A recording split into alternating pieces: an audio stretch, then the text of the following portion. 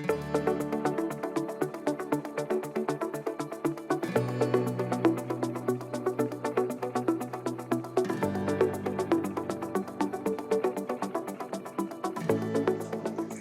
also to be. I wear a number of hats, so when you hear people introduce me, I just wondering what does it really do? But anything that has to do with technology or anything that's enabled by technology, I'm excited to be a part of it. I'll start off by telling a story of Kofi, his sales journey, and hopefully when you listen to that, you may pick something from it before I dive in.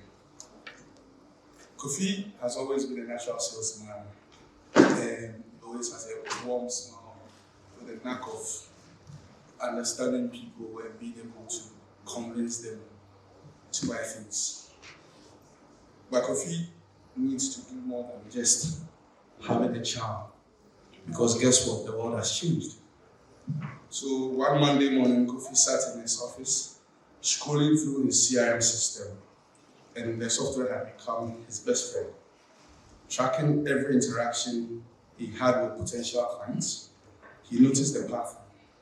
Several leads had shown interest in a specific product, but hadn't made any purchase. The CRM's predictive analytics tool flagged these leads as high potential, suggesting that a follow-up might see the deal. Kofi knew this was his moment, so he drafted a personalized email for each of these potential clients, and then thanking them for their interest and offering an exclusive discount to each of them. The CRM automatically scheduled these emails to go out at peak engagement times when his prospects were most likely to read them.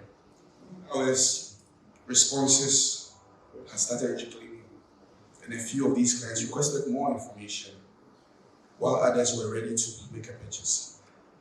The CRM system notified Kofi in real time, and he quickly closed 3 deals before lunch. But Kofi was not done. He knew that post-sale engagement was also crucial for his long-term success. He set up a chatbot on his company's website, a virtual assistant that is powered by AI, to handle the common customer inquiries. The chatbot was smart and learning from every interaction, so he was answering 70% of the common questions instantly. This freed up Kofi's time, allowing him to focus on more complex issues and build stronger relationships with his clients.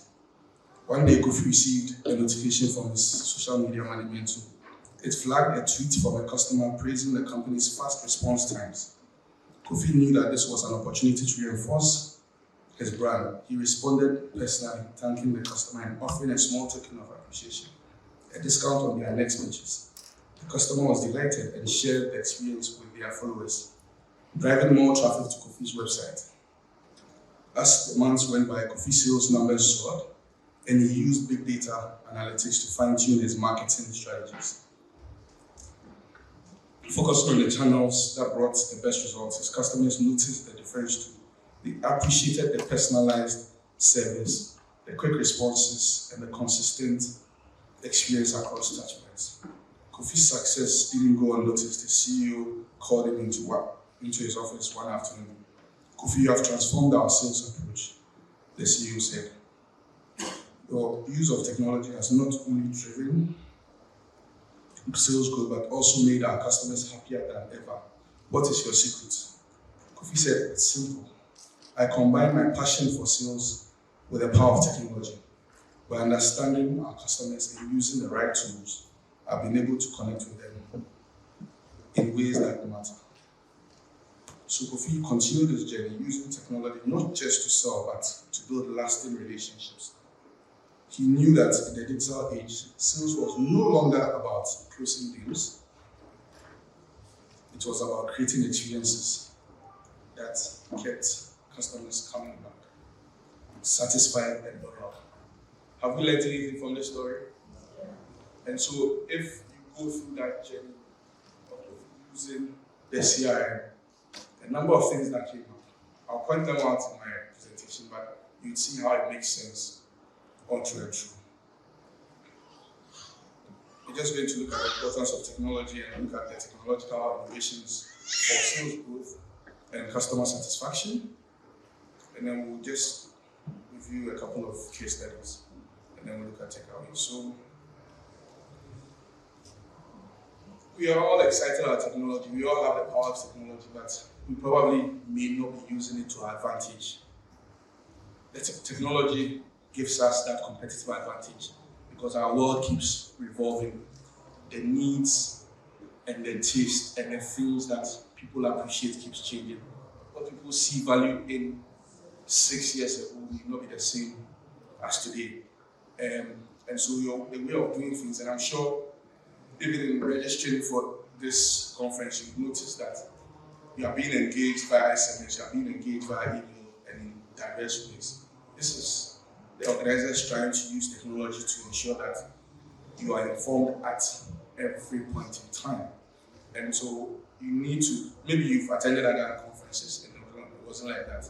This will actually make you feel that these are the best folks in terms of organizers if you want to organize anything, or you will not miss out on the next event.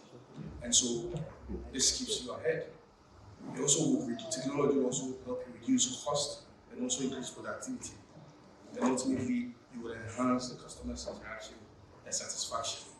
And so whilst you are impacting your sales by reaching new markets based on how you are applying the tools, you'll also be increasing your conversion rates. And whilst you're also personalizing the experiences, you improve the quality of service. Whether you agree with me or not, customer satisfaction is based on the experience.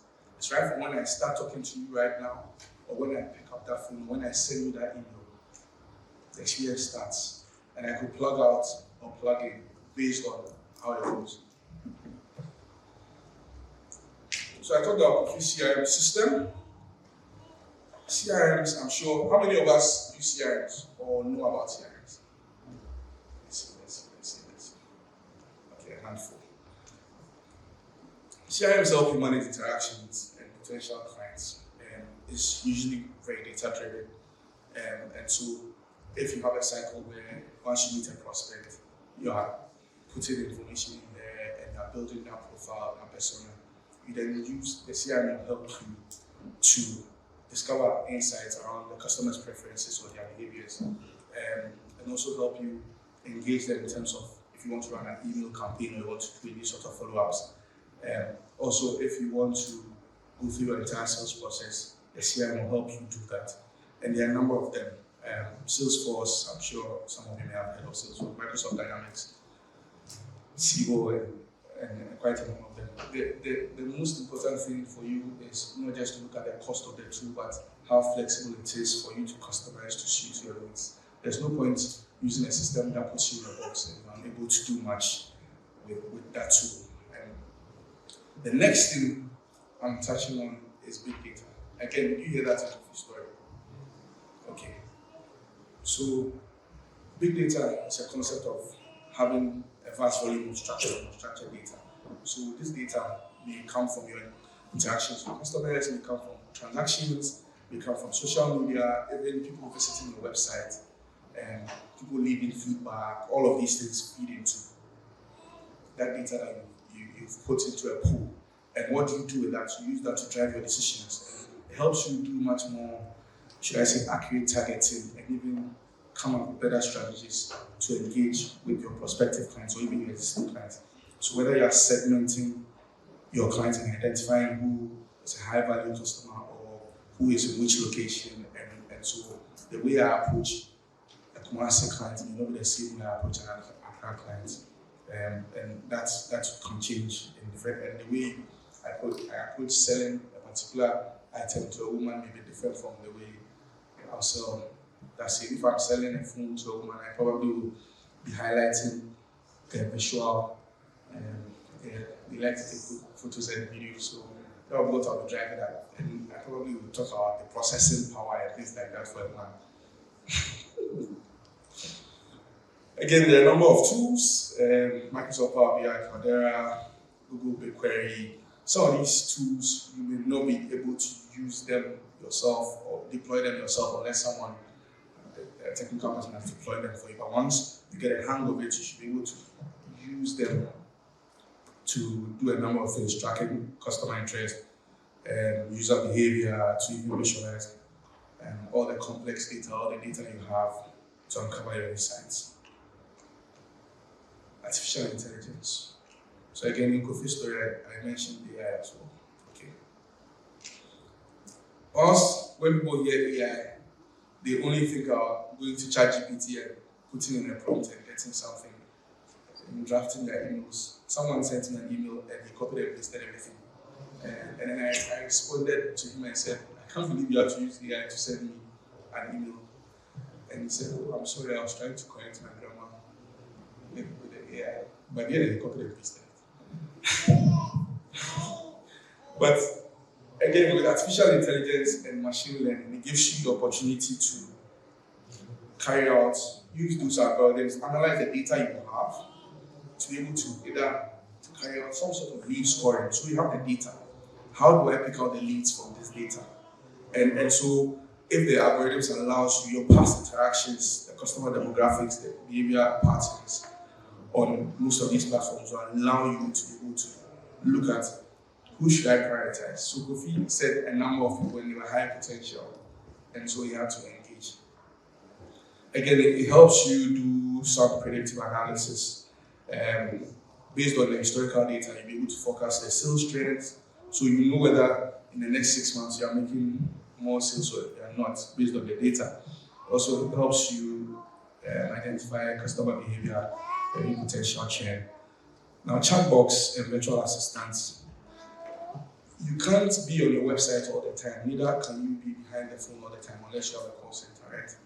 And so if you have a chatbot people can engage with, once you have built the knowledge bank, they'll be able to respond to the queries that comes in. And in recent times, we have hybrid, people are deploying hybrid bots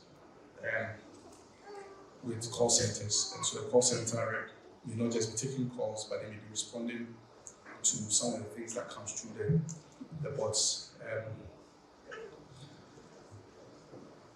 Personalized marketing can also be driven by AI, and so your campaigns will not be a one-size-fits-all. You tailor the campaign to the customer's preferences.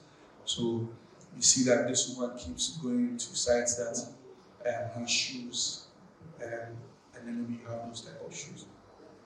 You start coming up with a campaign that fits that person, and so your engagement and your conversion rates will be affected by that. Dynamic pricing. AI also gives you the opportunity to decide that, you're adjusting your prices based on real-time information. And I'm sure you see that in Uber. It's just dynamic pricing based on the data at this point in time. You see that there's a surge. And so you can use AI to decide that your prices are not set in stone. At certain times of the day, you are throwing in a discount. Maybe you want to drive sales early in the morning of a particular product, and so at that time, based on the data, you decide this is what you want to do. Based on a certain location, based on your competition, based on your customer behavior, you're able to optimize your revenue.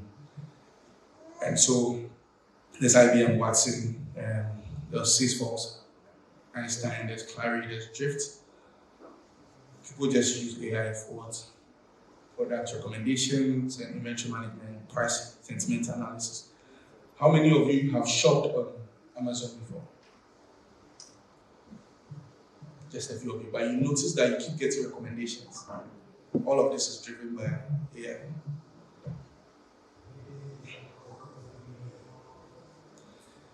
Good old social media. I think a lot of brands tend to think that just having a page on social media is good enough, but it's not. You could have that social media presence or that web presence, but you need to be deliberate. Because these platforms have so many people. And so you have to be deliberate about the platform, be deliberate about the content. So have a strategy that is driven by your target group. So whether it's a certain location demographic or a certain gender demographic or a certain age demographic, you want to be able to create content that would create that sort of awareness that they need of your brand and be interested in interacting or engaging with your brand. And so you can't take that for granted by just creating a page for the organization and thinking that the sales will trickle in. So you think that once you just put a flyer and that's good enough. You want to be able to have call to actions and things like that. So your strategies have to be driven by your target group. And so when you create engaging content, you're able to attract and retain customers. Now, most of these platforms, you are using them for free, so they also have to sell. So guess what? You are the product. You are the product for these platforms. And so when you do your ads, you get to build that visibility because you are paying for visibility on these platforms. You also sometimes you have to leverage on influencers to reach new audiences and build trust. Now, each of these platforms have a peculiar, should I say, strategy. So you can't use the same strategy for Instagram and Facebook. Instagram is driven by visuals, so videos and images. Facebook, you can do text and videos and images. TikTok, we all know what happens at TikTok or in TikTok or on TikTok. LinkedIn is very unique and interesting. So apart from creating a profile, if you took advantage of building a certain base based on either an approach of thought leadership or expertise in whichever area you focus on, people will keep coming back because they'll find your content relevant and they'll keep coming back. There are some people that keep posting interesting articles or opinions on certain subject matter. Their idea is to teach or enlighten, but in effect, people see that they are experts in those areas, and so they'll engage them when they have to.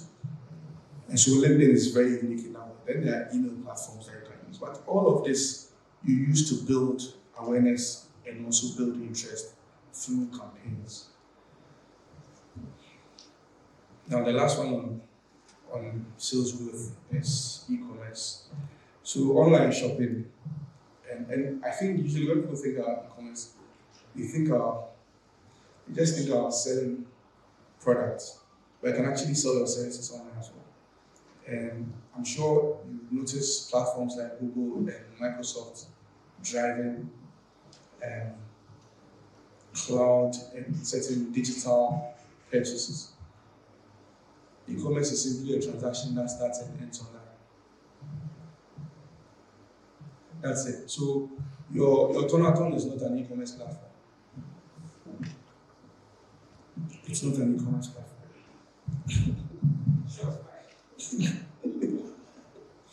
Okay, so I mean, with such a vast projected reach when it comes to growth in relation to e-commerce, you may want to look at adopting some of these platforms that will help you reach people. People are constantly online. People wake up, the first thing they do is grab their phone. They don't even say thank you God for protecting me throughout the night. They just go ahead and grab their phone. They are not even reading the Bible on the phone. They are probably going to WhatsApp or Instagram or something.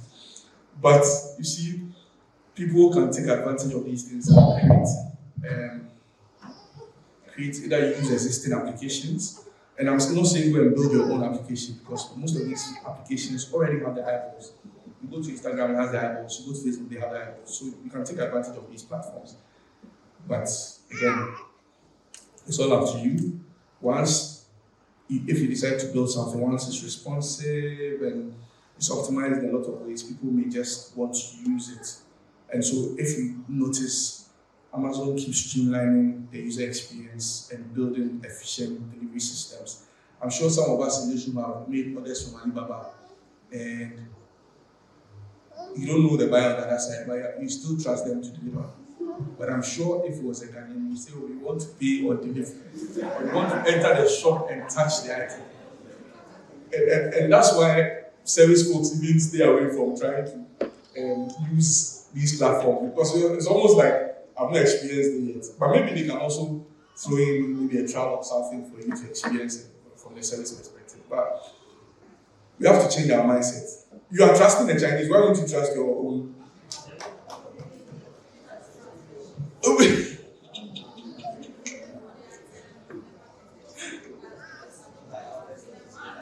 Yeah.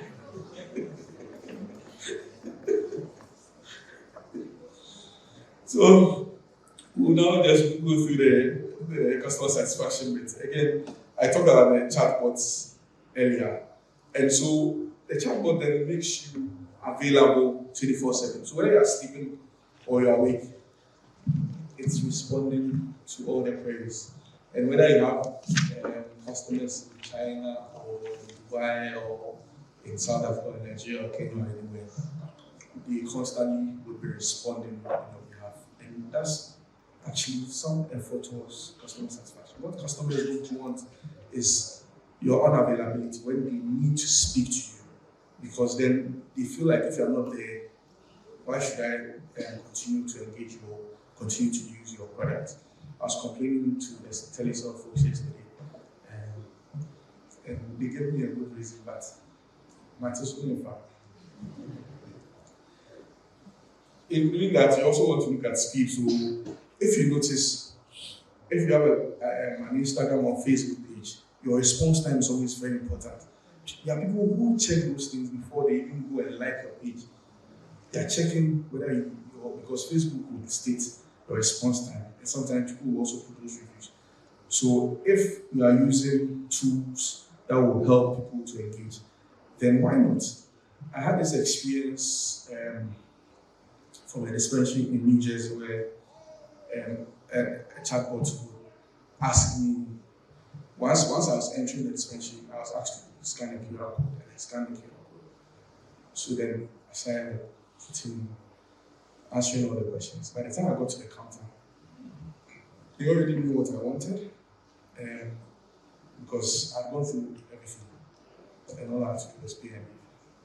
And so these things help with not only product queries, but even other tracking and moving around faster.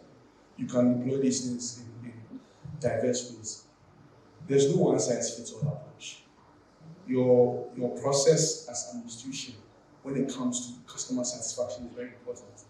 And so I can't come and tell you how to satisfy your customers. I do not know your customers. I don't know your product. I don't know your company. But you know your company. You know your product. You know your target market. And you know your customer. So what can you do? You can take that process and look at how you can enhance that with technology, or enable some of those processes with technology. And that comes to being able to tailor your recommendations, being able to personalize emails, being able to do targeted marketing. All of this can be driven by either email marketing tools or AI. And so one of your biggest preoccupations as a business or a salesperson at this time is to gather data. You should gather as much data as possible, because that is how these tools are relevant. That is how you make informed. You don't get up in the morning and dress up and decide that you're going to sell with the hope that manna will fall from heaven. You need to be strategic. You need to be deliberate. And this can only be done properly if it's driven by data. And so if you want to increase customer loyalty and satisfaction and make your customers feel valued, then that's an approach. For those of you who like Netflix, after seeing a few movies in a certain category, you realize that they're recommending those sort of movies. If you like the Korean movies, those who like the Korean movies. If you're on Spotify, if you're on Amazon, it's almost a similar thing. Your shopping experience become much more personalized because they are driving you towards your wants and needs. And whatever you are viewing, whatever playlist you are listening, is based on your history. And so all of this is driven by data. Now, one of the things I'll talk about, and I was talking to Kaplan about that earlier, is using omni-channels. Even though here I'm talking about using omni-channels to sell, which means you're selling online or in store or something, to give the customer a seamless experience. It's the same way you also engage with your customers. You may be doing phone calls, you may be doing WhatsApp, you may be doing bot. You try to use omni-channels to creates a much more seamless and enhanced experience for your customers. That way, those who I prefer email. So if you call me, I don't like it. Someone else would prefer WhatsApp. I can't manage WhatsApp too. So someone like me, you need to meet me at my favorite spot, which is email. And so if you use an omni-channel approach to engage your customers, that is you providing the satisfaction for them, because if they don't like phone calls or you call, they get upset that you are calling them. Maybe you have some good information, you are pushing some discounts. Okay, how many minutes? Okay. So based on your data you are collecting, you are going to continuously improve your systems. And so whether you're using a call center software or you're using a call center, you can outsource that. Or you're running surveys, or you're doing social media listening, and social media listening will help you and have some sort of sentiment analysis on the different demographics. Or you're even doing embedded ratings and reviews on your website. This will all help you improve, and all of this is driven by technology, but they are simple technology. And so my 2 case studies, I don't want to mention any other fintech, but what they did was to use a tailored mobile app integrated with AI chatbots and data analytics, just to drive financial inclusion, increase their customer base, and also give higher satisfaction due to the ease of use and access, and even personalized services. And so sometimes we want to look at who is using the application, and then we carry out or we pick the technology that will help us get there. I've talked about Amazon a lot, so whatever it is, you understand that a lot of the recommendations are driven by AI, and that increases their sales because you end up doing a lot of impulse buying, and the customer gets their product quickly. I wanted to show this video. I don't know if power your sales team with tools that win deals faster.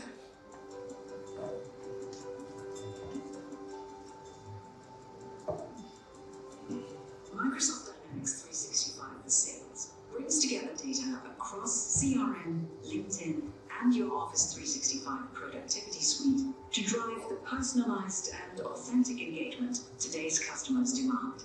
With unified relationship data, Dynamics 365 for Sales delivers a holistic view of the customer, helping your sellers foster stronger relationships through more meaningful interactions. Using the Office 365 tools your teams already know and love, accelerate the entire sales process. Excel, Word, SharePoint, and PowerPoint all integrate seamlessly with Dynamics 365 for Sales to streamline collaboration across the apps they use every day. Outlook email and calendars, plus calls, meetings, and chats, and Microsoft Teams are also natively integrated to help sellers close deals quickly. The Dynamics 365 app for Outlook eliminates the need to switch between email and CRM, saving even more time and effort. Integration with LinkedIn Sales Navigator empowers sellers with the insights they need to win deals even faster, like shared contacts who can help make a warm introduction. Leveraging this valuable information, sellers can deliver more personalized and targeted engagements that resonate with buyers. When these tailored and timely strategies work and the lead responds, the Dynamics 365 Assistant automatically sends notification so sellers can take the next best action. The combined power of Office and Dynamics helps further optimize interactions. Using Microsoft Teams, sellers can reach out internally to tap into subject matter experts across the organization and stay organized throughout the journey using OneNote to easily record and share notes in real time. Leveraging smart templates from Office, plus customer data from Dynamics, sellers can quickly and easily build more effective client-facing proposals. Sellers can open an Excel pivot table right from Dynamics to review real-time numbers the team put together for the proposal, pulled in from a connected SharePoint or OneDrive location. The result is a stronger proposal created in less time, delivered to leads who are primed for conversion, and powered by the unparalleled connection between Dynamics, Office, and LinkedIn. Keep pace with evolving customer demands. Use Dynamics 365 for Sales to close more deals faster and drive transformative business results. Okay, so this was almost a depiction of Kofi's story, but this time using one of the tools. And so you could clearly see how using Microsoft Dynamics and Office, the salesperson could do a number of things. And some of these tools are on your platforms, you have access to them. So I'm sure if you pay attention to these tools, you should be able to be more efficient and grow your sales and also ensure that you enhance customer satisfaction. Thank you very much. These are my takeaways. I don't want to bore you by going through them, but I think I'm done.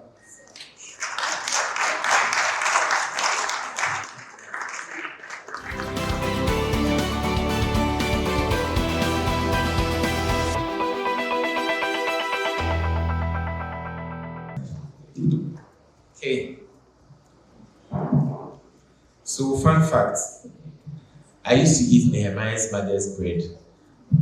So he knows me and I know him. Anyway, so now we're going to get into the panel discussion. I'm sure you have a lot of questions, but before we get into it, let me quickly invite our panelists. I'm going to invite a marketing, communication, and technology professional with over 2 decades of experience. His core areas of expertise include marketing, communication, digital technology, people development, and corporate strategy. He has worked with several multinational and local organizations in Ghana, the rest of Africa and Europe, including Sony in UK, Barclays Capital, Wembley, Abbey, PZ Cousins Africa, Access Bank, ADB, and Bradford and Bigley. He is a public speaker and trainer on various aspects of marketing, communication, and technology. He is a CRM UK tutor, as well as a speaker and facilitator at such events as Social Media Week Nigeria and Kenya, IAA, Africa Rising, Mobile West Africa, Blog Cup, Bar Camp, so Blog Camp, Bar Camp, Seamless West Africa, and iWeek. Ladies and gentlemen, with a round of applause, help me welcome Stephen and Woody.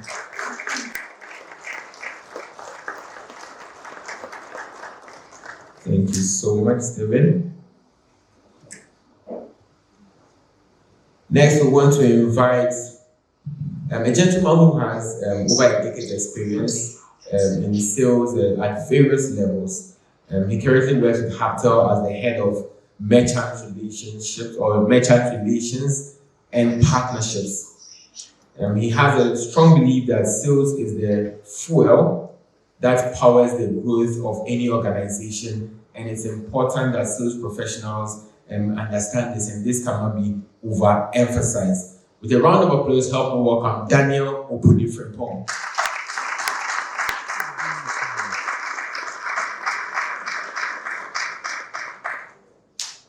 Okay. Next, we have a sales and marketing specialist with GDNR.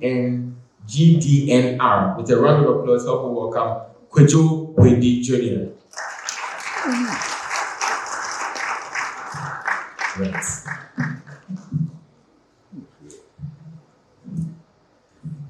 Yesterday, I was going to say that yesterday I was sandwiched by ladies and nobody spoke about gender bias. Today that I have men, say again. Today that I have men, the first thing is gender bias. Why? I think yesterday when I had ladies, nobody spoke of gender bias. So I think that what we take away from this is that ladies should also make themselves very visible in areas like this. Like we learned from yesterday, we should make ourselves very, very visible. Okay, all right. So I don't want to prolong this, but let me just ask. Give me one lady you know in the digital space.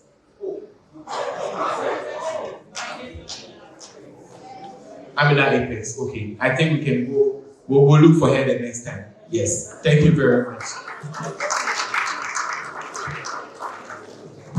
Thank you for talking. All right. So I think I have been noted for not taking a lot of questions at my seminars, and I don't want to go with that brand. It's not part of my personal branding. So today I'm going to start with you. I'm going to take the questions from you. I'll take their opening remarks and then I'll take the questions from you. So if the questions don't come early and I start asking my questions and then any your questions are coming and you can't take it, you know that it's not my fault. Thank you very much. All right, so gentlemen, let me take the opening remarks starting from Kujo. Hello.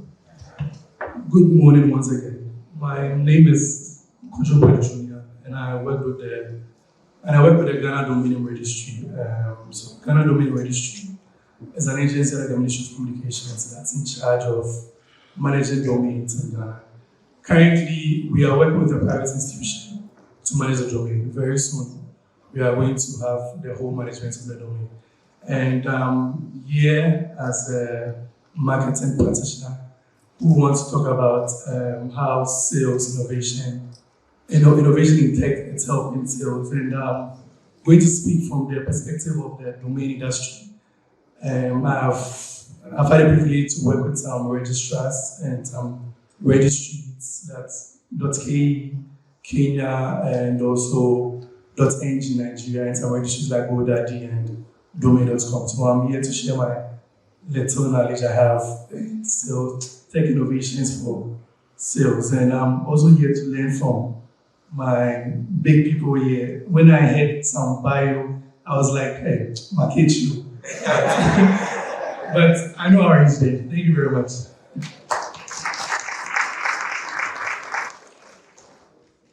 All right, I guess it's my time to speak. Yes, sir. So Daniel Okuli Frimpong, as you're aware, I work at Hatel. So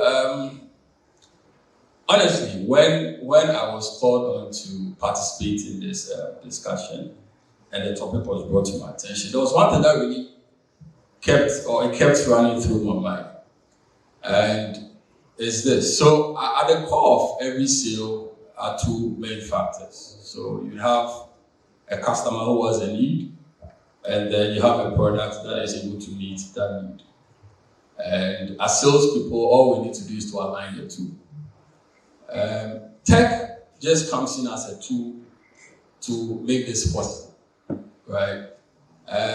Tech does not replace that process of aligning the needs of the customer to your product or your service. And we all agree that once you're able to properly align the needs of the customer to your product, it leads to customer satisfaction. And so, for me, I'm a big believer of tech, as you're aware, I work in a tech firm. But I see tech as a tool, and I use it as a tool to achieve the objective of making sure the needs of the customer is properly aligned with my products and my services. And this will eventually lead to the customer being satisfied, being happy, and eventually becoming a raving fan. Because I'm sure that's what we all want to get to. You want your customers to become raving fans, right? Where they'll be the ones making all the marketing moves for you. And I'm happy to be here. A lot of discussions to have, and a lot of learnings to learn from everyone here. So thank you.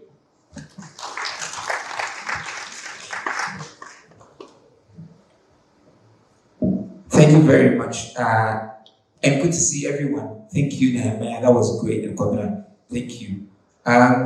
This is how I like to put it. Sales is a relationship, okay? And we build these relationships to provide solutions to people who need our products or our services.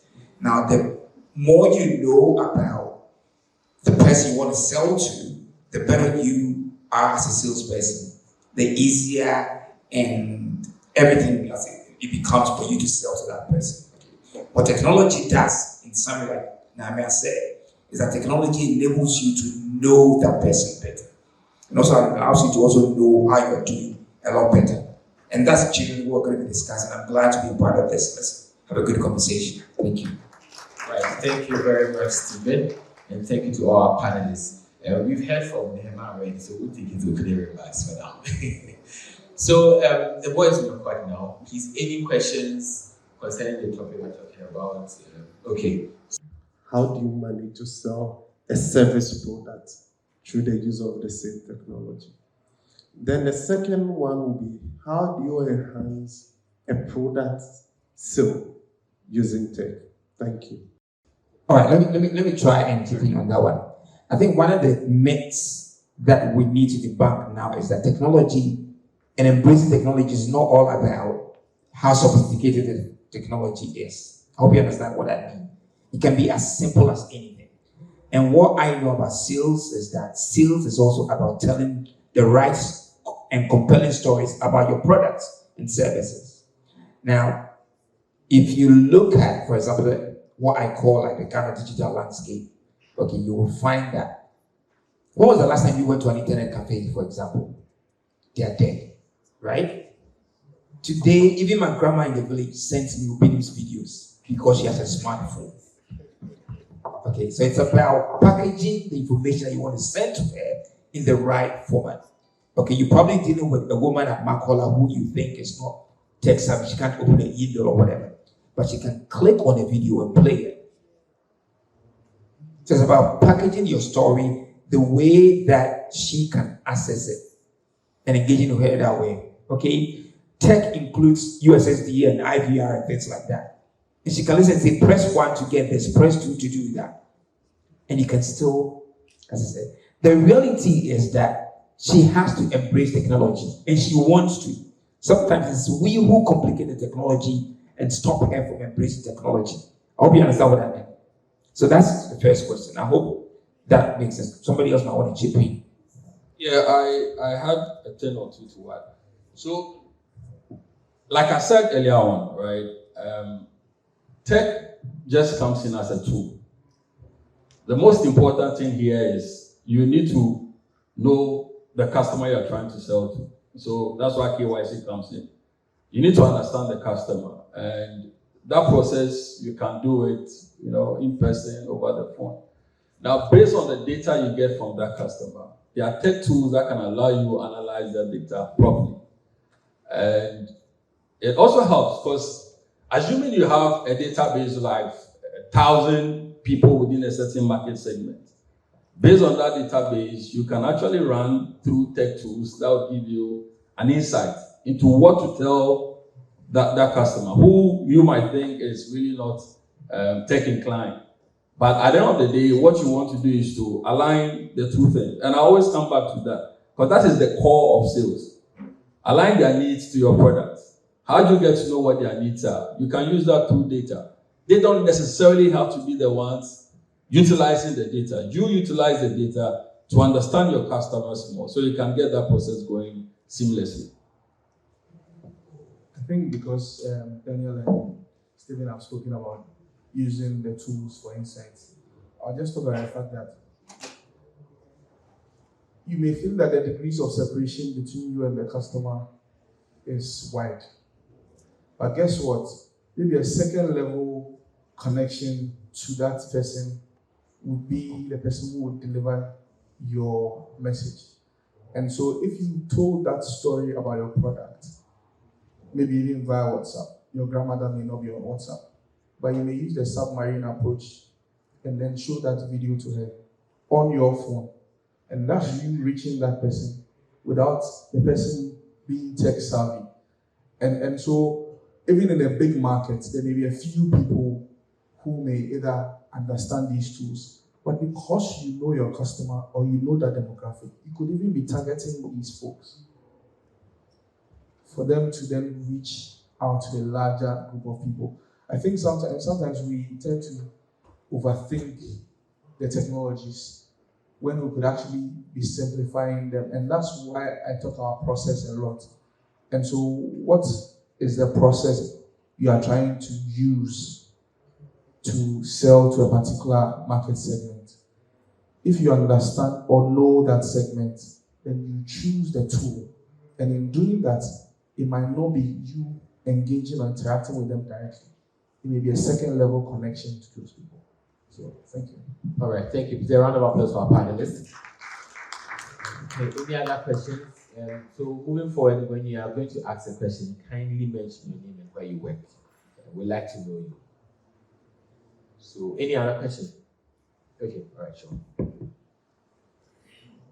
Hello, good morning to you all. Thank you for the opportunity. My name is Vivian Kuma with Republic Bank. Right. What I want to ask is, as frontrunners of tech, how are we engaging our regulators to also embrace technology? Because sometimes you have a good product, you want to launch it. Regulations come to impede the process. So I'm happy we have someone from it's a national Ghana domain. Because I don't know how many of us read recently about the Ghana card issue that you necessarily must walk in physically to a place to have your card verified. Initially, when I go out and I sell my products, I take a picture of your card, I get to the office, I'm able to scan to verify it. And now that system has been taken off. So you necessarily need the client to walk into an office to have a simple Ghana card to be verified. So I think regulations, some way, somehow, impede our scaling up in terms of technology. So I want to find out from the panel how we intend to engage our regulators to understand some of these processes. Thank you. Okay. So first of all, that from Bank of Ghana is to protect the consumer. The whole idea of photocopying your card is a recipe for identity theft. Or no, when you taking an image, it's almost the same. Think about it. Margins or even NIA already have applications that allows you to verify. If you are authorized to verify, you should be able to get that application on your device.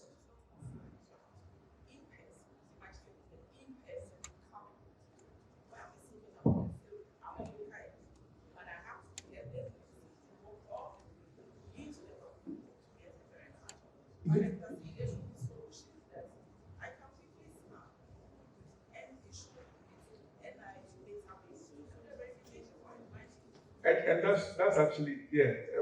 You know, innovation trumps regulation all the time. So what we need to do and what we don't do a lot is engaging the regulators. We think that the regulator knows everything, but they don't. To be honest, they don't. When they were introducing the payment services bill, they said we needed to pay 30 million before we could. So we banded together and formed the Ghana Tech Chamber, and we started engaging them until they came down all the way to 5 million. But we also then influenced the legislation and even the regulation. And so we just realized that sometimes we need to go to these folks because they do not know, they don't understand. I'm going to say something that may be very unpopular, but I think our E-levy,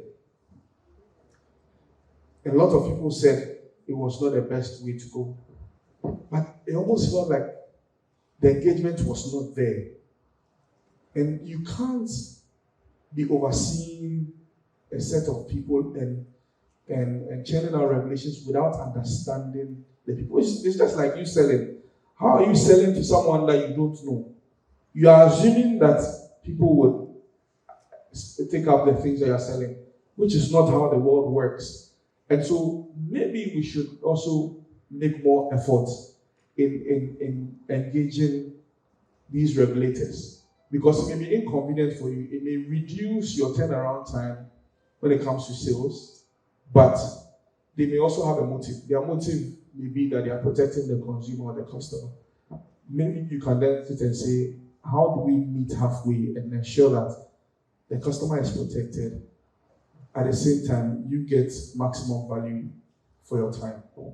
Yes, quick one. So I'm not talking for the margins group. I think they are the ones in charge of this. But I happened to be in one of the workshops that was last 2 weeks. Margins group, they are saying it's illegal to have your Ghana card scanned. Yeah, at the bank. Because they said they have, I think it's more of a synergy, like this person, this body is saying something different. The banks are also saying something different, but from the margins group, what they are saying is it's illegal for you to go to a bank and maybe they are seeking for a photocopy of your Ghana card or something. It's supposed to be linked. So that's what I know for the margins group. I think they're not doing it because maybe there is this different, there's no synergy in the industry. The margin, you see, let's capitalize on the margin. It's just an example that I'm citing. So I want to find out how are we engaging our regulators to also embrace technology so they can record that they need to learn sometimes. Regulation is and you're not able to upscale. So I like what you're doing. I mean, I think first thing, Maya and my colleague here have said a bit. The first thing, we need to have more conversations like this, okay? And you, for example, being a player, need to articulate your challenges clearly. So from here, both the regulator and providers are able to come to a place where we have a solution that doesn't make it difficult for you to do what you need to do, okay? The other bit I wanted to say is that in Ghana, when we think of regulation, we always think of the regulator without thinking of self-regulation. Sometimes we too, as players in the industry, would like to feel comfortable and to want to keep doing the practices that makes our life easy. Okay? I'm not saying that's the case here, but we don't do self-regulation. We like to cut corners. Because, I understand your challenge. As a salesperson on the field, you've got a deal you want to close, but now the person needs to come to the office physically. So it slows down the process, doesn't it? That's the challenge you have, right? Is there a way we can get around it? That's the conversation that needs to be had without breaching any data protection, any regulations that will be there. So that's the conversation we need to have. And we also need to educate people enough. I know it from what I've done in other parts. For the regulators, when they don't understand the problem, they don't understand the industry, the first thing they do is introduce regulations to stop it. So we also need to educate them, like Nehemiah said, they don't know everything. So we need to educate them. Sometimes we are not open enough to educate them to understand why we need certain things in certain ways. So there needs to be like conversations like this. Unfortunately, you don't have enough of them. And we need to have more conversations like this. So I'm glad you brought that up. Okay. Yours is just an example. But I would hope that somehow at a higher level, whether at your bank or whatever, this is raised. So if it has to be at the CFO, at CTO's level at the banks, but they will have that conversation. Well, you're not alone. Yeah? All right. Thank you very much. I wanted to add one more. So, at the risk of sounding like I'm holding brief for the regulators, because whatever they do also affects me. I feel the mindset of our regulators, and I'll use my regulator as an example, is really how to protect the industry, right? That is the broader mindset. And like Stephen said, when they don't understand, right, they first think of safety, right, before we think of anything else. I'll give you a typical scenario. I think late last night, I had a message in the group that I was on that BOD is opening up the conversation on cryptocurrency, digital assets, right? And 2 years, 3 years ago, it was a no-go area. It was a conversation you can't even broach, right? But here we are now. I think now they have better information. They feel that, yes, we could come in that space and make things a bit more safe. So maybe they have to be fast enough, right? I understand. They have to be fast. But like I said, their core mandate is safety. Right. Okay. Thank you very much. Please a round of applause for our panelists. Hey, let's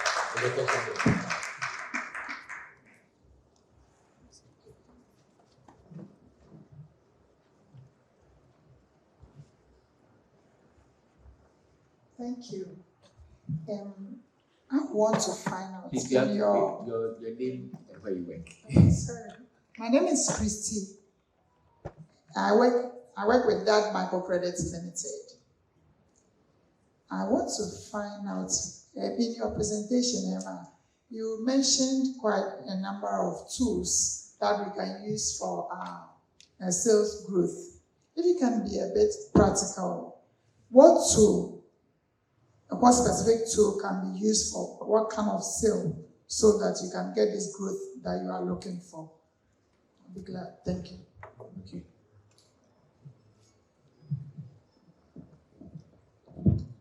So I thought my Kofi story was very practical because what he had done was used a CRM to look at, to review or analyze the prospects and identify the high potential clients, and then based on that, personalize emails to them. And then he used his knowledge of these clients to send the emails at certain periods. So you have someone like Stephen who probably is a morning person, and so he'll be checking his email at a particular time. So that's when you are shooting or sending the email to go out. And then you have someone like me, maybe much more mid-morning. And so then you do that. And then what did he do? He threw in exclusive offers. And then based on that, he built that interest. And they came back. Some came back asking questions, but some did what? They went ahead to make the purchase.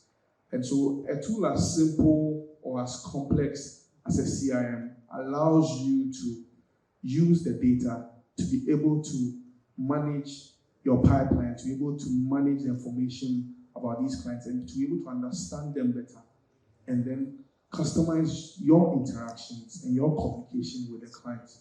And this will definitely help you grow your sales. I don't know how you would, unless you are pretending to use the system, but if you are truly using it the way it should be used, you should definitely grow your sales. I think if I can help, you said you work for a microfinance company, right? So, and let me say this, okay? Often when we think of databases or CRM, we just think of name and just the profile. How are you interrogating the system you're using? What reports are you running?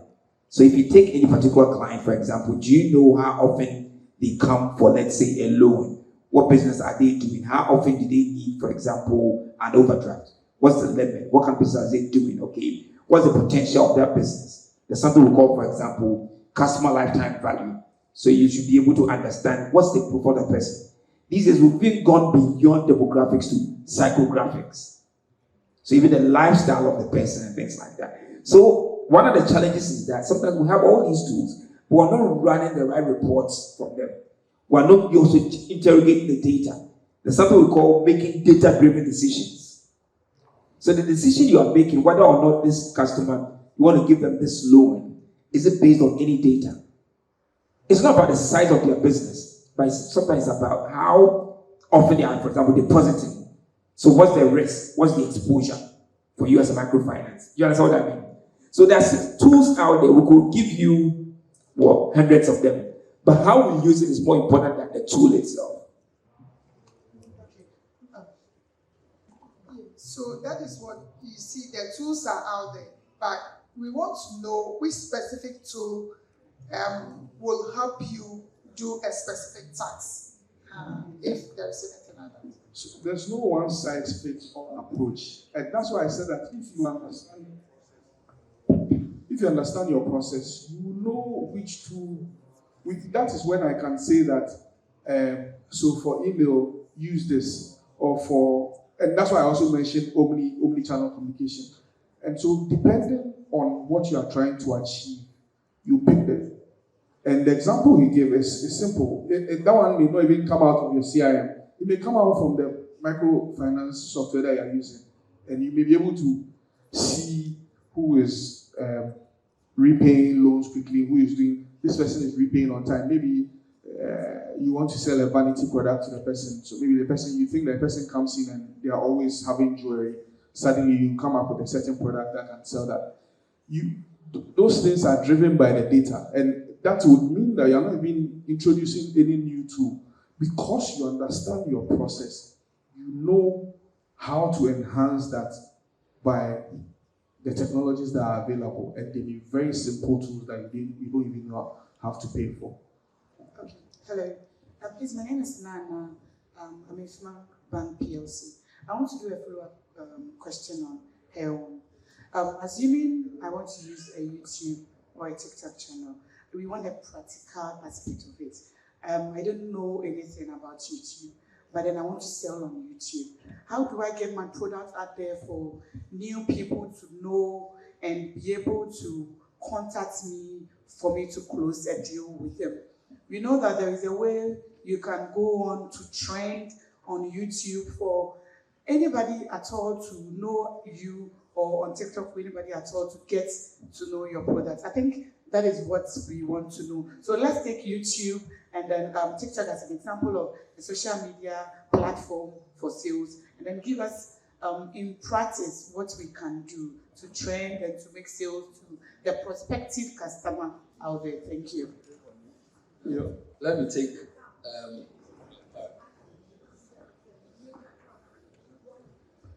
I think the major problem why you're not getting what we're saying is that I think some of the tools you've introduced are new to them in terms of the technology. We read about it, but we don't have training concerning it, and it sounds new.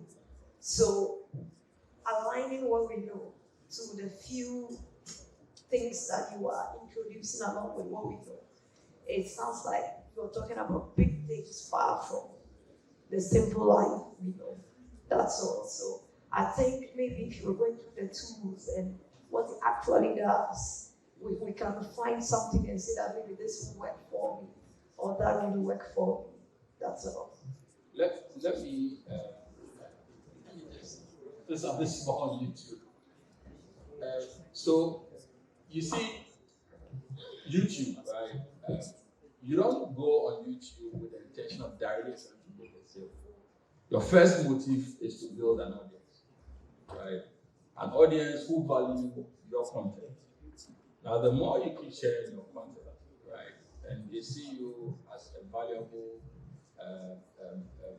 provider of content, right, that way, then you can start making offers, right? But if you go in there with the main intention that, okay, I have a YouTube account and I want to start making sales, it will backfire. You first go ahead, try build an audience, and you can only do that with regular content that, it brings a lot of value to the end consumer. And it's only at that point that you can start making demands. You have to give before you can start asking. But if you go asking, then you will never get. But when you give, you're more likely to receive what you ask. Very quick one. So I think if we are looking at reaching a target market, we shouldn't just look at what we have. Now, the first question you should ask yourself, based on research or data-driven conclusion, are your target markets on that platform you mentioned? That's what you should ask yourself first. Maybe I didn't hear it from a bank. So let's say TikTok. You should find out whether TikTok has a target market. Are you sure when you post all these stars on it, those who are going to watch it are your customers or are your prospective customers? You could post something on TikTok and it could be for, TikTok, we have the notion it's for the Gen Zs. So they might watch it. No, I'm just giving an assumption. It's for the Gen Zs. No, so they might watch it, you might get the views, but your sales is not reflecting. Yes. So Stephen is an expert at this, and so he'll speak last on this. But primarily, you have your product. You know your product, right? you know you have a certain target market. Based on that, you choose the tool. So if your platform of choice is TikTok, or you in that you'll be required to create video content. Now, what are you doing with that content? Maybe your first attempt will be to create an awareness of your brand. So maybe your first video is getting them to actually see that you exist. So you may come up with a video that is, introducing your bank and all of that. And you may do it for weeks. And so people will then become of the brand. But is your video compelling enough for them to be interested in interacting with your brand? If it is, they may come back to that channel and look for more. Maybe the next may be you highlighting particular products that you are trying to push. Again, you need to make sure that you are deliberate with that video. And so if you go to some of the channels of the Nigerian banks, you notice that they come up with very funny or so they could be interested, they could be selling a few as a thing or getting people to their carts. And you may see a video where you've gone to a restaurant and you suddenly realize you don't have a wallet or you don't have so then you go ahead to make the payments with a card. And so you have to be deliberate with the type of content you create for these platforms. But know your product, know a determining factor to choose the platform. And when you choose the platform, based on your understanding of the platform, you then create the video these platforms. But you have to be deliberate. If I speak to you in 30 seconds and I don't see any value in the conversation, I probably will plug out and not want to talk to you again. It's the same thing. The attention span of people on these platforms is very short. You move on to the next thing. And so if you can get them to keep coming back, and like Daniel said, you have to be regular about it. Maybe they may not engage immediately, but when you keep coming and seeing what you're putting out there, they may then decide that, you know what, I want to open a bank account with these guys. Maybe they are looking fancy in their suits. Maybe I like the banking environment, or I like the way the first person who opened the door smiled and everything in the video, and suddenly they want to do with you. Those are things that you can do. Sorry, let me just try and yeah. So I didn't catch your name, the lady. I didn't catch your name. Okay. My name is Adele. Yes. Sorry. Let me just clarify this. One of the things we all have to remember is that all that we're saying when it comes to technology and all of that, we're not asking you to be a techie. Okay? So let's not complicate it. In most organizations, there are people, not even IT, but there are sales intelligence people who understand these things. What you need is the understanding of what you want. What information do you need? So that you can be able to brief the person who is in charge of the system to be able to extract that data for you. Are we okay? So we're not asking you to go and build, we're asking you to go and code or whatever. I hope that helps. Okay. Now to come back to your point, my colleagues have said a lot. One of the things we have to remember is that on these platforms, you don't sell. You don't sell on social media. Social media, you build connections, you build relationships. Okay? And what, like Nehemiah said, what you want to do is that when you create, I don't even call them pages, I call them communities. You want to create a platform where people come to find value and want to hang around for more of that and invite their friends and family to come and join them. So if it's a microfinance, for example, you have a YouTube channel, one of the mistakes you shouldn't make is lift your TVC to go and put it on the YouTube channel. A TVC as an ad. An ad is to drive sales. Like Daniel said, on YouTube, you want to create value. You want to tell stories about your products. So you may, for example, do a series on challenges that, let's say, SMEs have. Because what you want to position yourself as the person who has the solutions, as the bank has the solutions to the needs of the SME people. I'll be honest about that. And so the starting point often is to create what we call content pillars. People don't want to come to your platform every day and be told, I've got this, come and buy it. I've got that, come and buy it. No. Create content pillars, and those will guide you as to what you talk about on the platform. That's number one. The other thing that we have to remember is that you don't have to create all the content yourself. This is where we partner with people, like you said. By the grace of God, we work all over. Okay, when TikTok started, Nigerian banks were jumping on TikTok. Ghanaian banks were laughing at them. But what they learned very early was that talking about banking is boring and it's tedious. But they partnered with people who call content creators who could make conversations about banking products humorous and entertaining. Well, people want to come to your platform and also be entertained. Hope you understand what I'm saying. So you partner with people who can tell humorous stories about. He just told a story where somebody goes to a bank, goes to a restaurant, tries to spread his friends, they break the bill and he can't find his wallet. So maybe he turns to, let's say, a contactless card or whatever. But that's telling a story about, a story people can relate to. And so you're weaving your products into the stories, the everyday stories, like Daniel said. I hope you understand what I'm saying. And that's how you do it. One, you can't go there and be selling yourself, the product yourself. One of the things, and let me say this, and it's a free tip for you who are in banking. In Ghana, I don't think there's any place you can go, for example, for tips on how to even save towards buying a home. But it should be a simple blog. All our bloggers want to talk about gossip. You work for Republic Bank, right, my friend? You work for Republic Bank. Republic Bank used to be HFC, and you own mortgages in this now, or so they say bank. Yes.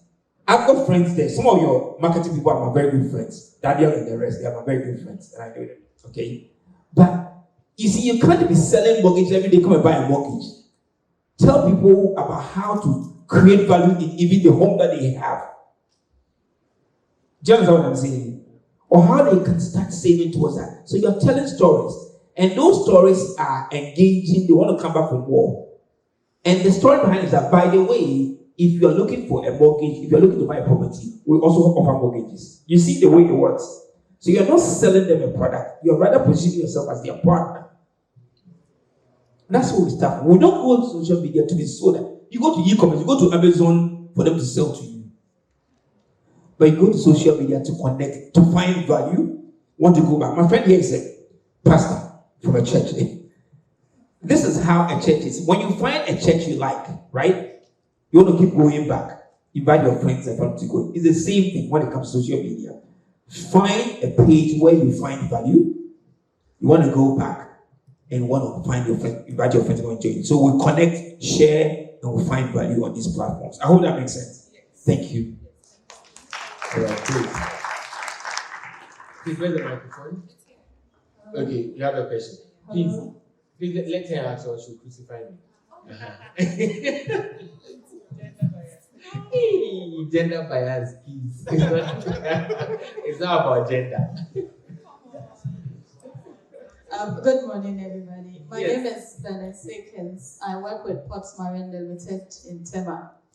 Now, my company is shipping and logistics. And over the years, we've not really, the entire industry has not been more sales-centered. Usually what you have is that companies will have inside sales. So it's been that over the years. But lately, about a decade ago, companies started feeling the competition because a lot of players entered the market, and the need came out that companies have to get a full sales force. Some will attend, and most of them will have to go out and look for clients.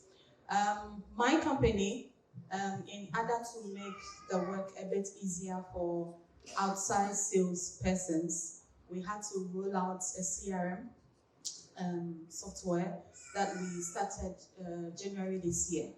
Now, there's an issue currently myself and my team we are dealing with, which is, with shipping, an importer would come, Madam, I have this containers, can you get them out to deliver to my warehouse? Okay, this is the price, then they make payments, or you do the work, then they pay. Now, this our CRM requires that we start from where the salesperson talks to the prospect, so it follows sequentially. And where we are having issues is where the salesperson needs to send out rates, right? So it follows suit, and the system can automatically generate the rate and send directly to the customer because the email address and everything is there.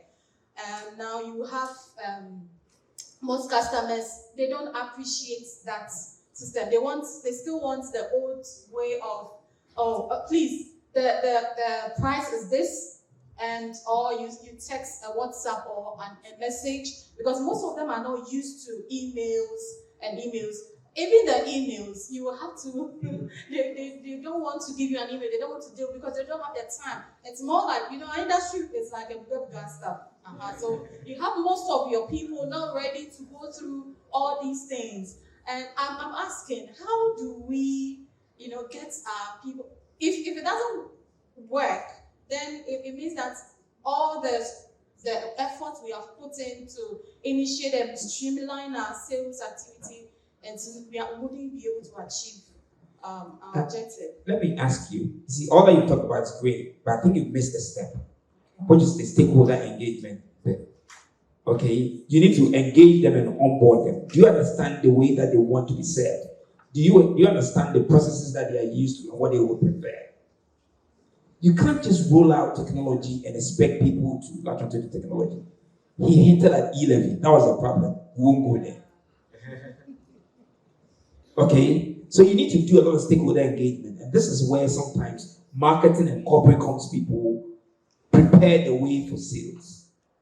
Okay, they are used to, and forgive me, there are places I've worked where if you get to the office in the morning by 8 o'clock and your email is not on, you will get a query. Yeah? But in Ghana, you send somebody an email, you have to meet them in the corner and say, "Ma send no email." And say, "Hey, yeah."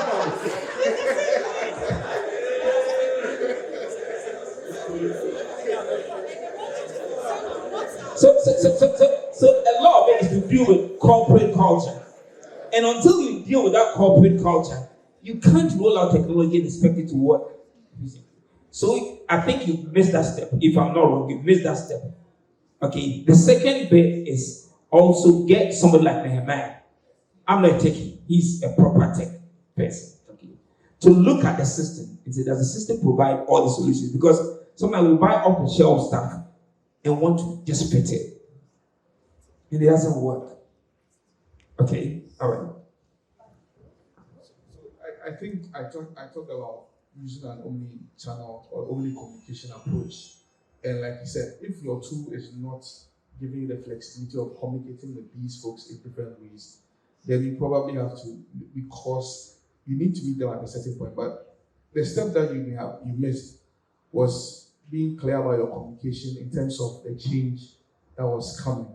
And so this is how we are working going forward, and get them to buy in. And even you as an institution, be aligned with that process. And so you can't just throw something out there and expect them to adopt and adapt to that change quickly. And you need to work with them. But truth is, if you use an approach that has multiple ways of sharing that rate or quote, that would be a better way than insisting that it should be email. Because trust me, some people, they don't even remember their password to their email. They give you an email address, but they don't remember the password to the email. And so, what Hannah dream? Okay, quick one. Excuse me. Okay, all right. So I think there's a problem we are facing as salespeople. When companies are rolling out technologies, softwares, that is meant for customers, they only leave it for the IT people. They don't consult the salespeople that we know our customers and all that. So we leave it for the IT people. The salespeople will be there and they'll just come and give it to us, but we use it. That is the problem we are facing right now. So going forward, any technology that is supposed to serve the customer, sales and marketing should be part of the process so that we can input whatever we think our customers want. Because if we don't do that, we are going to face problems in the future. Thank you for that. Okay, right. Good morning. Morning.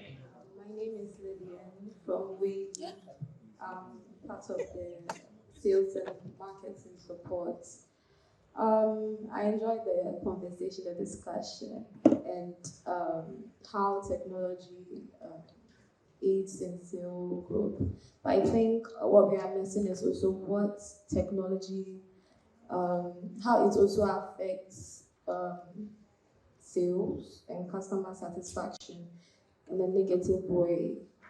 I think recently, 2 months ago, there was an issue where a company with its software upgrade said they have access to any content a user places or whatever the user creates, they have access, they can use it.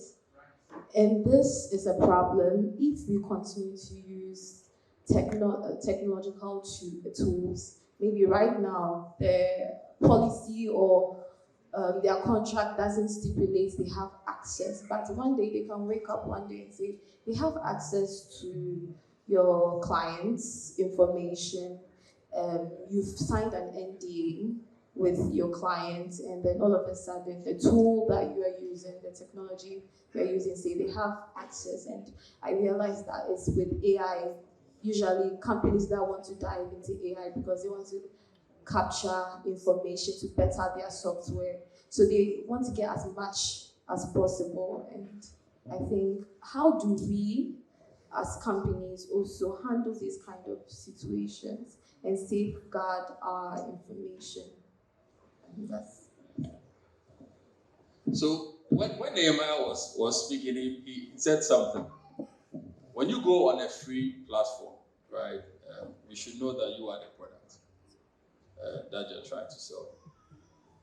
And so as businesses, right, we should be wary of our use of free platforms. However, if the option available to us is just a free platform, so let's be very mindful of what the terms are. And more often than not, the terms will be explicitly stated. And then once you read everything and understand, I know the terms sometimes are way too long for all of us to read. I mean, I don't know, has anybody here read the terms of TikTok? But we always on TikTok, right? So that's the basic thing is if you're a business, right, you should know that some sensitive information about your business, if you are putting it on a platform, it shouldn't necessarily have to be a free platform. They're usually paid platforms, and even with the paid ones, look at what the terms are, and then if the terms work for you, you're good to go. If it doesn't, look for options. So there are ethical considerations to using technology, which goes in two ways: the person deploying the technology and the person using the technology. Most of the time, the person using the technology may want to sell the technology. So whilst regulations may ensure that they consider all the ethical things and do the ethical things, they may also decide to use semantics to find a way around, especially if they want to use your data. Now, the onus or the responsibility is on you to actually make that effort, especially if you're storing your client data. I mean, there was a conversation last Friday where people did not understand why Bank of Ghana would not allow them to have cloud-based systems, especially for their DR and disaster recovery and BCP plans, business continuity. And you can understand where Bank of Ghana is coming from, but they also felt that it would be easier for them to have their DR sites in the cloud. Okay, but let's say you have your DR sites in the cloud, and the time where we almost had an internet blackout, then what happens to your clients? And so all of these things comes into play. But truth is, we need to make effort in reading those documents. When Clubhouse was popular during the lockdown, we all got on Clubhouse and got excited having conversations there with. And we all integrated our social media platforms. Little did we know that the platforms, especially Instagram, was listening in on all your conversations. So for some of us who took time to look at the security settings, we went to disable that. But by default, it had turned it on. So everything you were saying, you are giving them the right to listen in on the things. And those are, and so it may not just be listening on the conversation, but listening could even be monitoring your interest and the people you are following on the platforms. And so ethical considerations come to play, but probably if you read that document and it said that if you do not want this to happen, go and uncheck this, you do that. And that's where we are just too excited. But for a corporate, you shouldn't be too excited to just jump or acquire any platform. You need to know what you are jumping into. Because I may decide that I don't want to enforce all the ethics that is required of my industry and can't do anything about it. So because I've spelled it in a document, decided not to read, and I'm taking advantage of the situation. Thank you. I think just one last one on that. Let's also be aware that in Ghana, businesses like to push the boundary. So even when they know it's illegal, they try to push it. That's why we all get spam, SMS, and all those things. Let's also test the law sometimes. Where you feel there's a clear case where there's a breach, let's test it. Not for your own interest. So we set the mark, we set the precedent, okay? Elsewhere, some lawyers will do it pro bono. We live in a different country. But where possible, test the law. So the businesses will stop breaching because data is important and they can't be sharing your information with you. Sometimes some of the messages we get, and I'm sure you get, you ask yourself, how did they get my data? Is somebody just passing it on? Okay? The first rule, and we hope we all learn is that the first rule is opt-in. Email is opt-in marketing. So if I haven't opted in, don't spam me. But we don't do that. When you have something to say, just ask your friends. Have you got a list? So we get spreadsheets from all over. So now we don't even dedupe the data we just send. So we send to 100,000 people. Because sometimes even our MDs focus on the size of the database, not the quality of the database. Let's move away from these things. Yeah?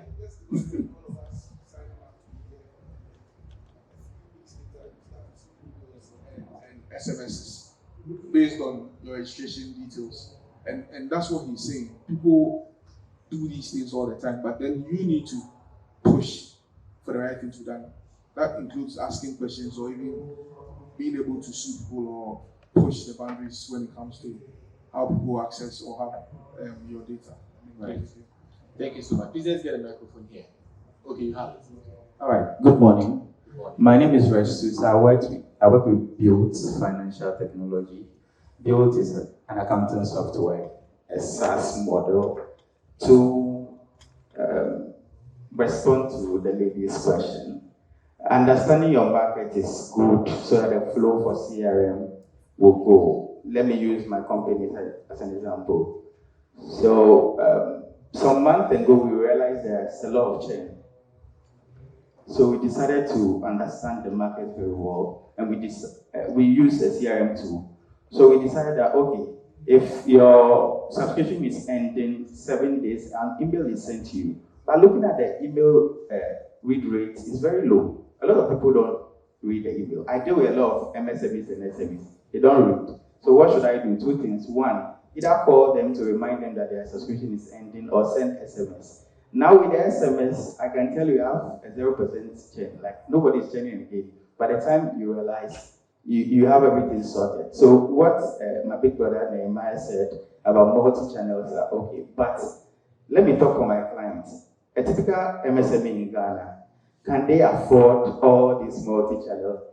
Because even a tool that has all the multi-channels are expensive. Let's talk about HubSpot. Let's talk about Intercom. They are very expensive. What can we do to help these MSMEs to also be in the tech space? Thank you. Very interesting. No one can reach out to me later and then we'll have that conversation.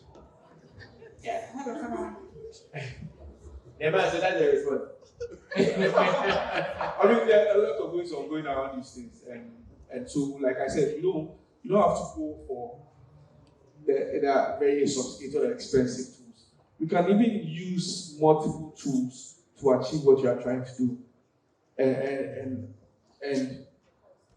the cost will then become lower because you are using an approach where you are not going with a name.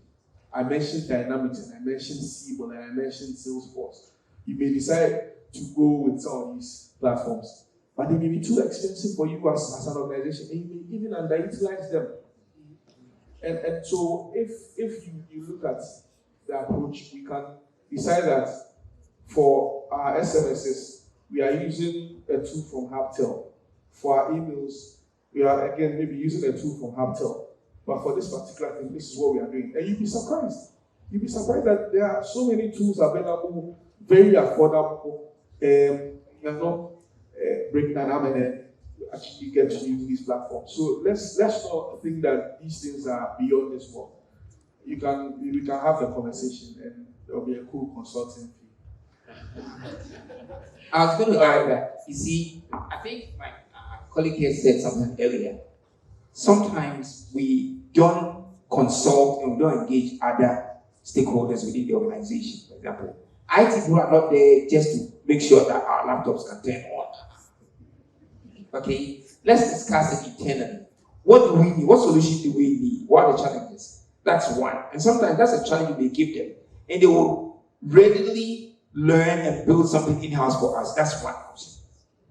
Sometimes also national service people, new graduates from universities who have done all these things, they want the opportunity to test the things that they've learned. Challenge them, give them a project. So national service people are not just there to buy gobe and watch it. Let's challenge them. Let's give them things to do. Because, and let me say this, when I used to work at PZ, every week, more than 3 people sit in front of me, oh, what is the solution, test this and that. And there are great techies in this town. Nehemiah will tell you.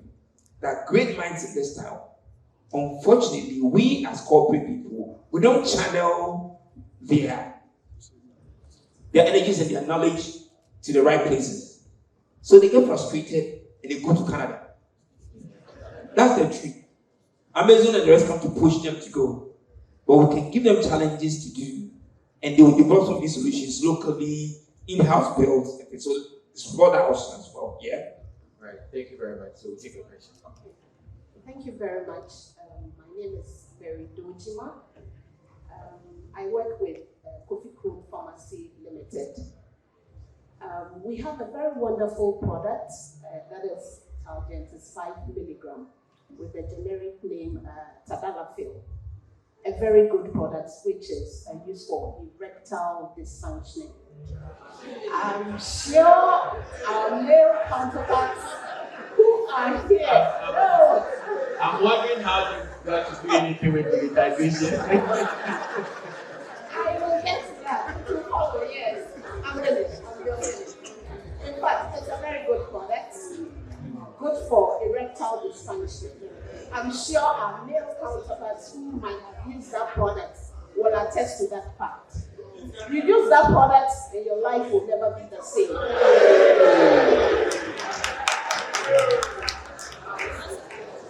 My question here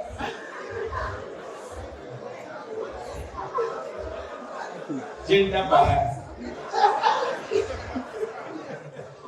Colleagues, my question here is, it's a fast-moving product. We equally have other slow-moving products.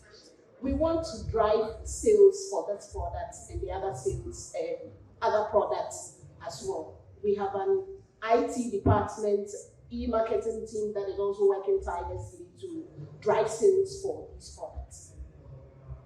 To lead my team to get more increase or drive sales of this particular product, I just want the panel here to tell me what technological tool I can use for free, yes, for free to drive this one. Thank you.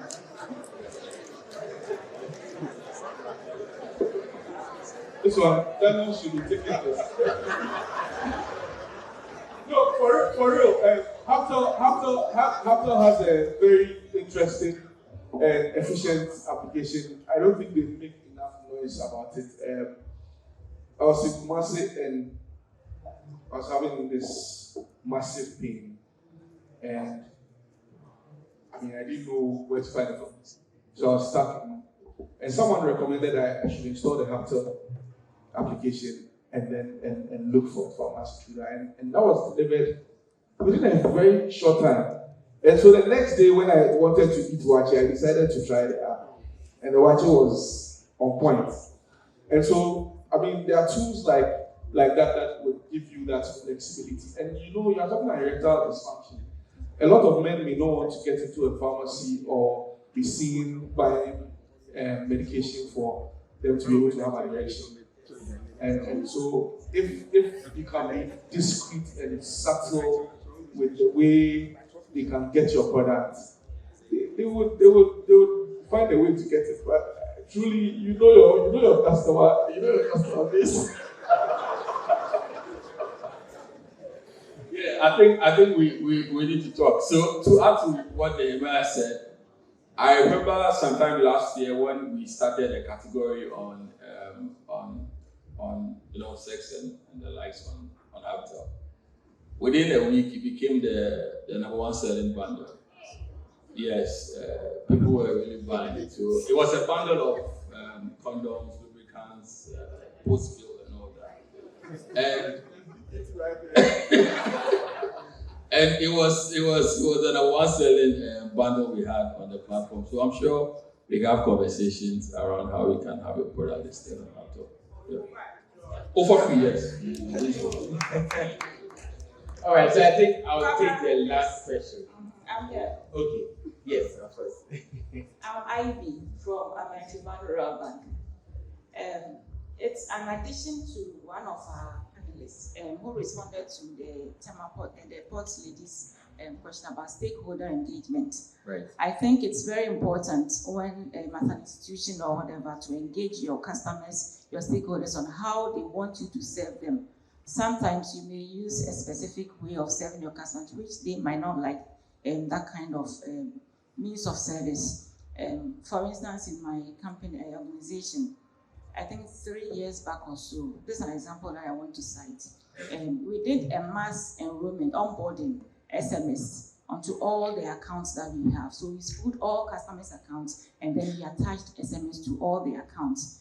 So we realized a month to 2 months, 3 months later, those of our businesses are the rural communities, Samaboy and its environments, those areas, there are no networks. But the deduction was going through on those accounts. So you'll be there a month, 2 months, 3 months, 4 months later, a customer will come with a passbook. So when you go into the system and you update the passbook, then you do the deduction. You do the deduction, SMS deduction on the account, and then the balance reduces, you add up the interest also. Then they begin to ask questions. Then when you tell them it's an SMS deduction, my phone, we need network, and it's true, some of those areas there are no networks. So what they do is maybe you join market days in the nearby community, they go charge their phones there and then use it there. When they go back to their villages, they go and keep their phones somewhere. So it became a challenge sort of. So as and when they work in, they can argue their way out. I have no lights, I don't even receive the SMS, so you do their deactivation. So I think it's very good when you engage your customers, your stakeholders, and know, just like what they were doing, sending emails. Meanwhile, maybe they don't even have access to mail, or they just don't even want to read their emails or something like that. So that is what I wanted to add to. Okay, thank you very much for that. Thank you very much. I'll take the last question. Please, the microphone. Can you help me?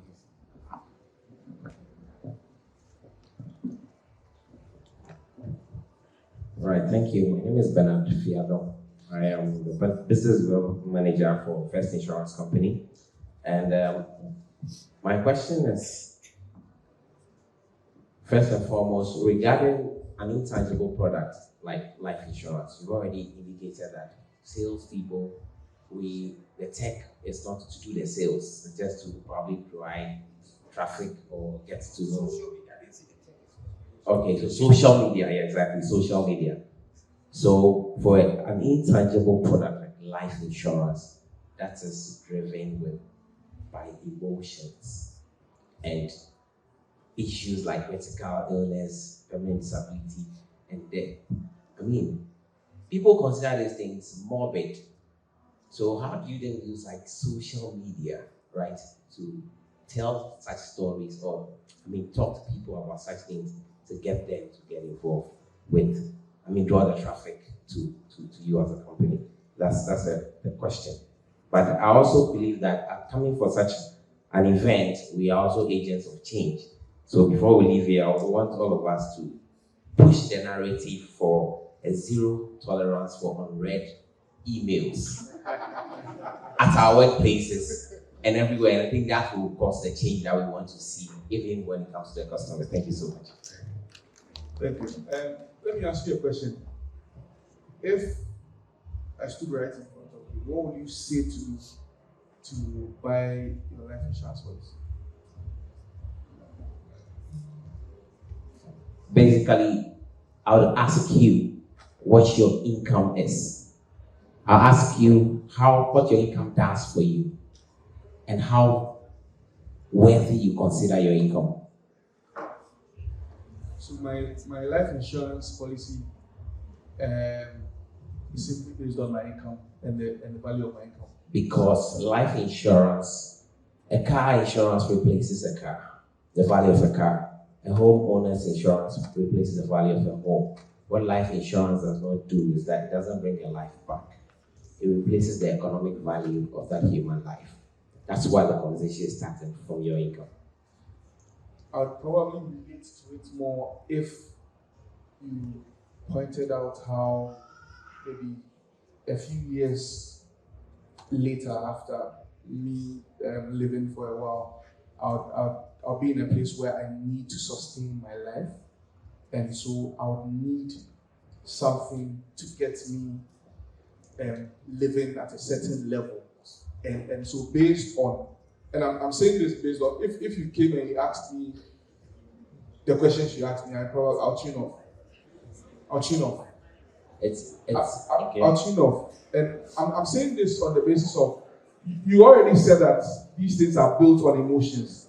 So you want to tell me something, you probably may even start from the negative point of making me feel that, so you're not selling your product. You start telling me a story about how a certain man worked for so and so number of years, and when he went on retirement or when he was not able to work anymore, he found life so difficult and he couldn't even buy food and eat. I'm just saying.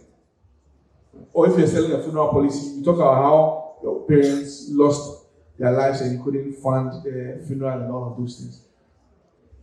At that point, you are giving me a clear picture of something that I can relate to, something that I may be scared of experiencing.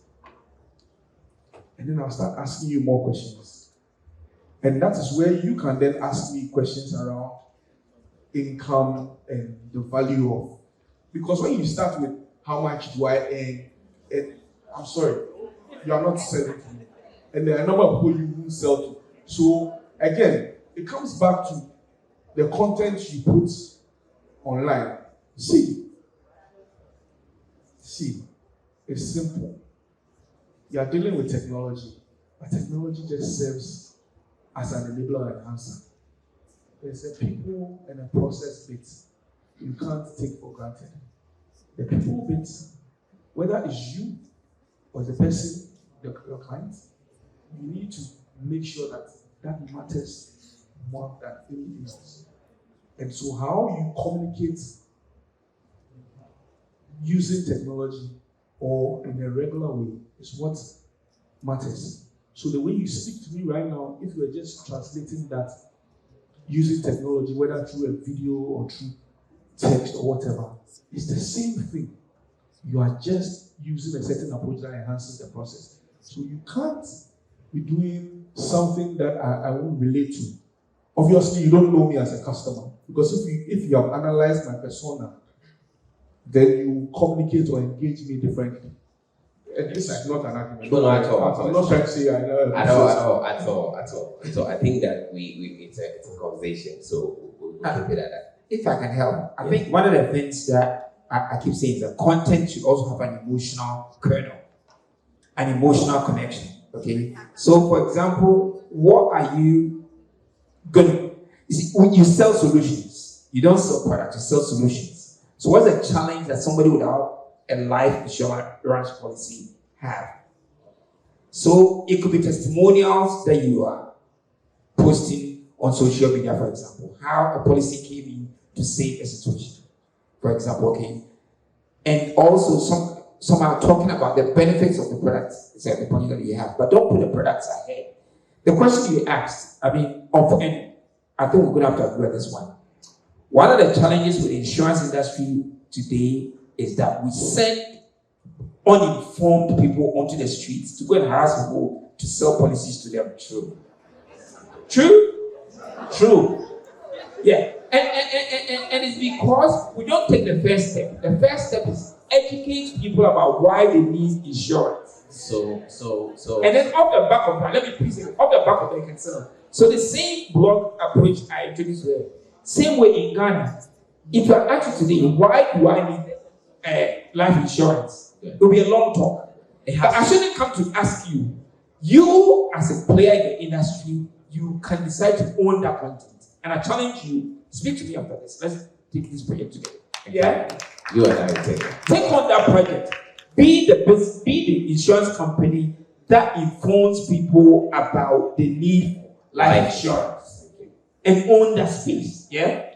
Thank you. Okay, ladies and gentlemen, it has been almost 2 hours of very intense conversation on this particular topic. And this is all time will afford us. The round of applause. Let's appreciate our panelists.